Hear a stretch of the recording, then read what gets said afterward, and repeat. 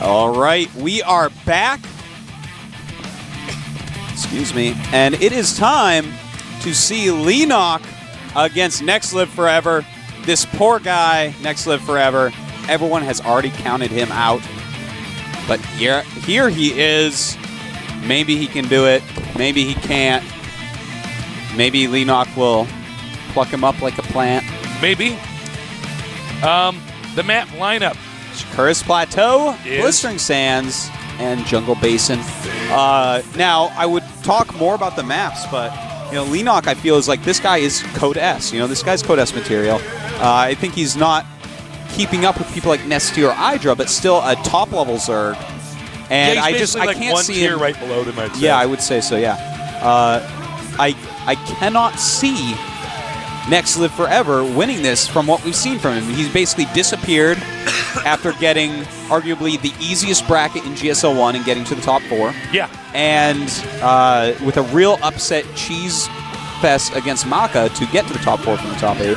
And then disappeared, hasn't qualified for anything, hasn't even come close to winning a game since then. So, I don't know, man. I can't see him taking out Leenock on any maps. We could have Jungle Base every game, and I would put down like $1,000 on Leenock right now. The thing about Leenock is, as you said, he's just so good.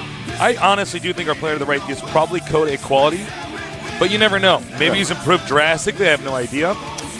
Countdown's begun, though, so let's get ready for this awesome game coming up here at the GSL.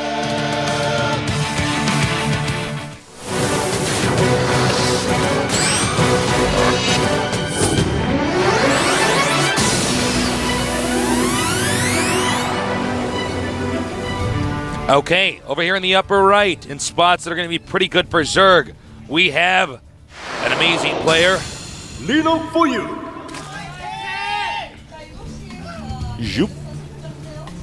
And now to our Terran player, who is definitely the underdog in this matchup. Next Live Forever. Definitely the underdog. So it's going to be tough. When you're the underdog, you don't at times feel as much pressure, which is good. Certainly. But he's going to feel pressure as well, though. He said he's trying to get better. He's trying to keep up. Yet, here he is, and he is so close to dropping down to Code A. And in Code A, man, you lose that first match, you might disappear forever. Yeah, that's quite true. You drop all the way down to Code A, and that's rough. For some of these guys, they're being put in their place. Certainly. Their proper rank. But that's definitely something we might see happen a couple times today. In a way, honestly, I feel like the up and down matches, the second phase in the group of an up and down match, is probably the most stressful part about GSL. Yeah. Because it says so much about where you're going to be. Yeah. In it kind of like labels you in the tournament. You can't pretend. You can't be like, well, I'm Code S because I got a top 4. I'm really good. It's like, here you are. Prove yourself if you're really good. We're debating this. We're debating throwing you way down in the ranks. Yeah. So, the motions are hard. Tasteless. They're very hard. Yeah, that's quite true. Well, that drone has an SCV right on its behind. So, I don't know. Leenock probably doesn't strike me as somebody who gets a lot of pressure or puts a lot of pressure on himself. I guess is the better way to say that. Yeah. He's a pretty cool player. Very young guy. Normally with the younger players, we tend to see them be the ones that are more nervous. Yeah. But in this case, it's kind of the opposite. Now, Terran is getting a tech lab. So could we see a Reaper? We could, and it is going to be a Reaper. Interesting. I want to see where he goes with this. Maybe just an expansion. That's my guess. It's normally what we see. And that drone does not have long tastes. It knows that a Reaper's being made. Yeah. Because if it's a Marauder, Leenock may pause the game and ask what's going on. Is he playing a computer? We haven't seen a Marauder first against Zerg. Of course, because Marauders are basically not good against Zerglings. Yeah, early on, so it's kind of pointless. Have any function. And a second Reaper is started as the first one kills the drone. Interesting, Tasteless. Interesting. Very interesting indeed. Oh, and it's canceled. All right. So actually, this build looks like it's going to be very similar to the build that we saw from Zenix Beyond. He's going to get a fast expansion. Yep. Pretty safe build. Yeah. Actually, this is a pretty cool build. I kind of want to go mess around with it. Because, actually, you know what it reminds me of? It reminds me of in StarCraft 1. Whoa, hold that thought, though. We have some Reaper Micro. Possibly not the best. Oh. I was going to say it reminds me of the build we saw in Destination a lot in TVZ, where you got the one Vulture out and then expanded. Yeah, it's actually, that is exactly what it is. And, you know, you're just supposed to keep some map control, kill some Zerglings, force a few more Zerglings, and get your expansion up pretty safely. Bunker on the way. And, you know, even though he did lose the Reaper, it served its purpose. He's able to get the expansion up, which is great, and he's going to go for Blue Flame Hellions. Oh, interesting. And getting that expansion up as well. The Blue Flame Hellions, of course, we're going to have to see what he wants to do with those. Is he going to add them into a push? Is he going to try to drop them? Is he just going to get a preordained number and run up there and see what damage he can do? Normally, there is some plan accompanying them. They generally aren't a game-long tech that you want. Or at least no one has wanted them yet for that long. The Orbital's on the way. And, I don't know, we're going to have to wait and see how many drones Leenock is going to get. He is getting +1 attack, which I think is great because his opponent's fast expanding, so you might as well do something else to get ahead. Yeah, get some upgrades going. I'm surprised, though, he hasn't started a layer yet. You know, it's a pretty slow layer, but he's definitely going to go for it pretty soon. Already got his second gas going. So, and a third gas even starting up. All right. It looks like he's going to just tick up pretty normally from here. Pushing out with the creep tumors, that's how you want to do it. I love that he has 3 queens already, but I don't love the fact he hasn't connected his main and natural with creep. And that could come into play with Blue Flame Hellions, man. If you can't get your queens up and down those ramps quickly to block Hellions, that can be scary. Now we have an attack coming here, a little bit of harassment, headed towards Leenock Foyu. Oh, that is sexy. That is sexy. Look at that. They're not supposed to be able to get through. No problem. Very quick thinking by Leenock. Very nice little wall. That is so good. Probably will even go ahead and cancel that. Boop. At least one of them. I guess he's going to get armor for the other one, so it's all right. It doesn't really want 3 Evos. That kind of gives away what you're doing. Oh, you're going to go Roachling Baneling. You're going to go very low tier units, all right. Yeah. Just make 4 Evos right in your base. He gets just so confused. Then later on, when it's a base trade, he kills all 4 at the same time, and the Broodlings overwhelm his army. That's a good strat. That's how you do it. Spire on the way now. Theory crafting with Tesos. That's right. Ah, that felt good. Get that creep tumor out there. Okay, now the third base is taken. It's official. It is official. It is official. This is not an unofficial third base. Well, you never know. If he gets some sort of drop over there really quickly, that third hatchery may run away tasteless. Yeah. May be a runaway hatchery. Could. Right in front of all of its family, it may just decide it is not ready to be a hatchery and run away. It's freaking out. I can't take all this pressure. The Lings are moving now. And Jesus, what is this attack that we're seeing? We're about to see him take on these rocks. Meanwhile, this is actually a very peculiar push. You know, when you take on rocks in StarCraft Artosis, you almost always win. Normally. This is not Warcraft 3. The rocks don't throw other rocks at you. That's true. Okay, this push is a little bit odd. This is like a little. This is impossible to know what's going on here because obviously the Speedlings can. He can just pump out more Speedlings, and what are you going to do? All right, I think we're about to see why LiveForever. His name is not exactly the most accurate name out there. Now, Leenock engaging with a kind of funny little small amount of Zerglings.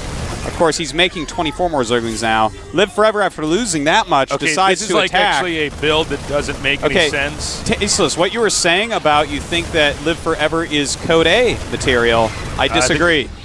I disagree with that. And what do you think? I think that he is probably in the Diamond League, and he needs to practice more. Yeah, this is a bad build. This is essentially like, well, I hope you don't make Zerglings. The only unit I hope you don't make anything. I hope you just have nothing and this kills you. Man, we don't normally see this kind of stuff here. Especially the season we're in now in GSL. I think Leenock Foyu is probably just sitting in his booth going, oh, okay, I guess I'll just kill this. I didn't really expect me to push. Yeah. I don't know, man. I don't know what else to say. Well, I was being hard on him before, but apparently not hard enough. This doesn't make a whole lot of sense what we're seeing from LiveForever. Well, it's just, I mean, what is? I don't even know what he's doing with these medevacs. Like, he just stemmed with those Marines, ran them towards the rocks, then put them back in the medevac, and now he's flying away. I mean, that's another one of the Artosis giggles. We just haven't unlocked until just now. I haven't heard that Artosis laugh. The infestation pit's on the way. Basically, all Leenock Foyu has to do if his opponent keeps playing like this is just there's no expand and rhyme make or attacking reason. units. There's no rhyme or reason what LiveForever's doing. There's no real direction. Yeah. Normally you have a really planned out sharp attacks. And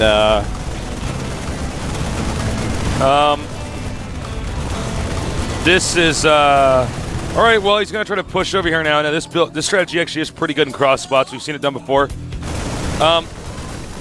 He goes through the rocks and surprise the expansion medevac goes away. And what next? LiveForever. starting turrets under the mutas that are attacking him. Quite a jobber right now. Quite a jobber. Tastosis, why don't you explain what a jobber is for those of us people that don't know what a jobber is? Tastosis. All right. When you watch WWF, you know that guy who basically loses to Hulk Hogan in the first round to make Hulk Hogan look good? That's the jobber. You don't know his name. He's just got the black spandex. Amazing Mike or whatever. Yeah. That's the jobber. He's basically there to make his opponent look good with all his amazing moves. Yeah. And right now, Xenix LiveForever is looking like a jobber. He is. Watch, he's probably going to attack into this. And see, nice siege tank shots there. Yep. Right now, supply 136 against 111. Leenock Foyu in the lead. Leenock attacking a little bit too confident here, I feel. Well, I think he can actually kill that with the mutas. Yeah. I think he's micring around. You're right. Like that, he actually can go and kill everything there. Yeah. You know, I'm just so unused to a circumstance where mutas at this stage in the game can kill the entire Terran army. Yeah. Wow. I'm sorry. J-O-B-B-E-R. I'm sorry for laughing. Well, no, I mean, it's just, I feel bad for LiveForever because, in a way, I mean, maybe he has a lot of potential, but right now, I mean, he's just nowhere near close to the caliber of his opponent. Well, he's going to have to This is actually like a low-level diamond game. He simply is going to have to suck up any pride he has after he loses in Code in the first round next season and just practice as hard as he can. Oh, my God, he's morphing Banelings in his opponent's Leenock face. right now actually just insulting him. Worse than I could ever. Goodbye. That's a lot of SCVs. I would be so mad if I was LiveForever. I'd be like, that is some 16-year-old is in a booth giggling right now. Oh, Tasis, those SCVs. They're like, well, we're probably safer somewhere in the middle of the map than in LiveForever's base right now. Trying to give themselves up. We're not working for LiveForever anymore. That guy's crazy. He's going to get us all killed. They have their little white SCV flags raised, begging for this to stop. And GG. Well, we just saw SCVs retreat into the center of the map, Artosis. That's normally not the best place to run. They're normally not safe this there. Time it was true. Leenock chugging the Mountain Dew. Delicious drink. It is good for you. It's an extreme drink. I think I'm going to have some of that and go bungee jumping. Oh, wow. Yeah, because I'm an extreme guy. That sounds extreme. Yeah, I'm an extreme I feel like guy, snowboarding. You know? Yeah, me too. I feel like, what else is extreme? StarCraft 2 is pretty extreme. It is extreme, actually. That's why they sponsor us. Picking Leenock for your group is extreme when you get to choose anyone. I know. Xenix Beyond's extreme. Yes. He goes windboarding or whatever. Whatever those young wakeboarding. Wakeboarding? Oh, I'm so bad. Windboarding? I don't know what those kids holds are up to. Board up in the wind. It's like blowing around. It's like, oh, this is hard to hold. Whoa, this is extreme. This 2x4 is heavy. No.